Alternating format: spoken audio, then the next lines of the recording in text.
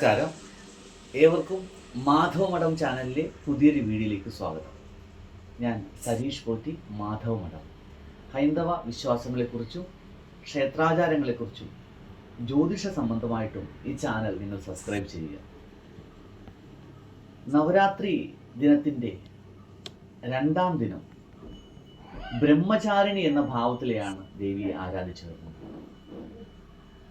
ഈ ദിവസം 3 വയസ്സുള്ള ബാലികയെ ത്രിമൂർത്തി സങ്കല്പത്തിൽ പൂജിക്കുന്നത് ഉത്തമമാണ്. പരമശിവനെ പത്നിയായി ലഭിക്കുവാൻ വേണ്ടി പാർവതി ദേവി പഞ്ചാഗ്നി മധ്യത്തിൽ തപസ് ചെയ്തു.